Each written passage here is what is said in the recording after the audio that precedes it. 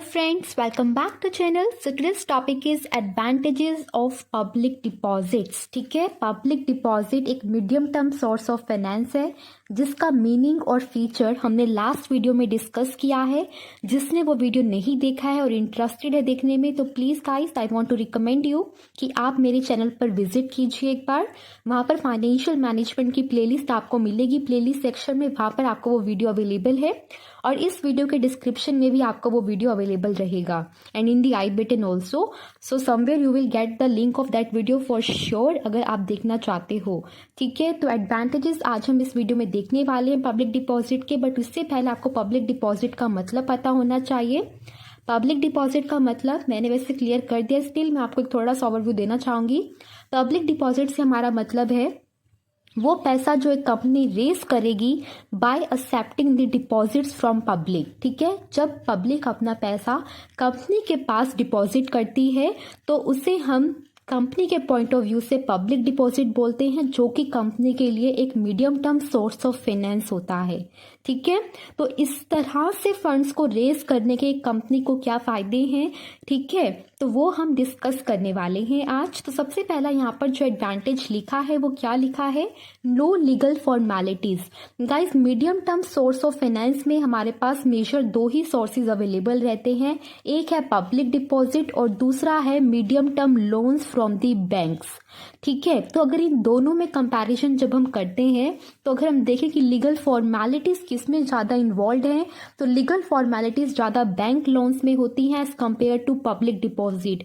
आप सभी ने देखा होगा कि जब भी बैंक से हम कुछ लोन लेना चाहते हैं तो बैंक की जो डॉक्यूमेंटेशन वर्क होता है एंड ऑल्सो उसके बहुत सारे अदर फॉर्मेलिटीज रहते हैं जो वो कंप्लीट करवाता है और बहुत ही ज्यादा मतलब कम्बरसम सा प्रोसीजर है, इतना कॉम्प्लिकेटेड सा है कि पर्सन परेशान हो जाता है कि what are the things that are going on. ठीक है, तो इसीलिए अगर इन दोनों में कंपैरिजन करें तो बेस्ट हमारे पास पब्लिक डिपॉजिट ही रहता है in the context of legal formalities जो इन्वॉल्व रहती हैं. ठीक है, तो लीगल फॉर्मेलिटीज के पॉइंट ऑफ व्यू से अगर देखें तो लीगल फॉर्मेलिटीज बहुत कम इन्वॉल्व रहती हैं in public deposit compare to those involve in banks banking loans. ठीक है, तो यहाँ पर जैसे लिखा है no legal formalities need to be followed by the company while accepting deposit from public. It simply needs to make an advertisement to update the public. उसे सिर्फ और सिर्फ एक एडवर्टीजमेंट करनी है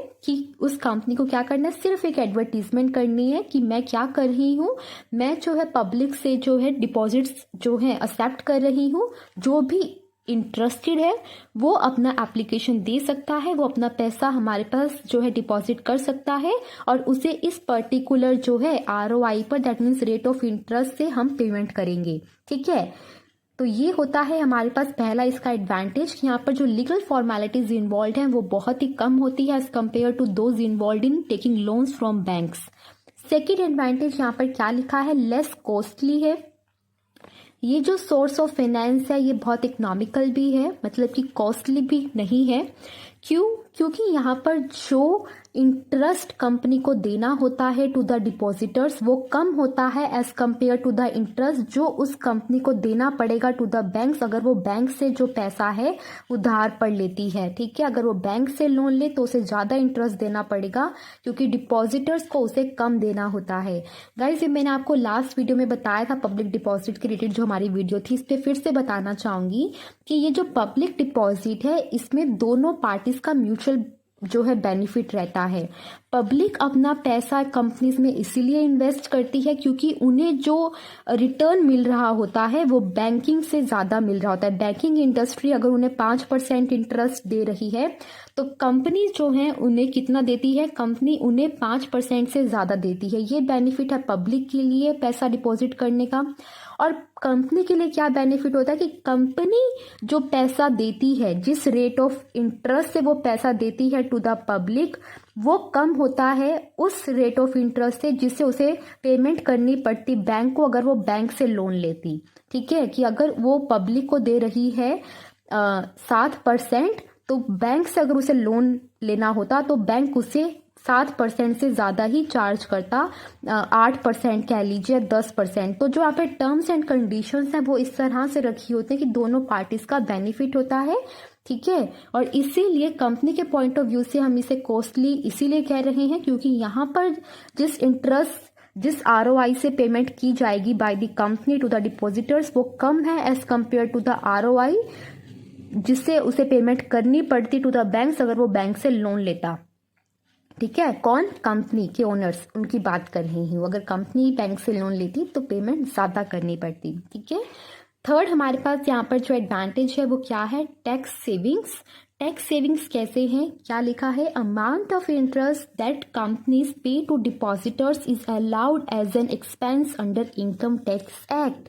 क्या कह रहे हैं? जब भी इनकम टैक्स की कैलकुलेशन की जाएगी, ठीक है, जब भी कंपनी को टैक्स पे करना होगा तो while the calculation of tax जो भी इंटरेस्ट वो अपने डिपॉजिटर्स को देगी ऑन पब्लिक डिपॉजिट वो एक एक्सपेंस की तरह अलाउड है। इसका सीधा सा मतलब ये है कि कंपनी के जितने भी प्रॉफिट्स हुए हैं उन प्रॉफिट में से वो इस इंटरेस्ट को माइनस कर सकती है, उसके बाद जो बचा हुआ प्रॉफिट है उस पर उसे टैक्स देना होगा। ठीक है, तो इससे कंपनी की जो टैक्स लाइबिलिटी है वो भी कम हो जाती है। ये इसका थर्ड इम्पॉर्टेंट एडवांटेज है।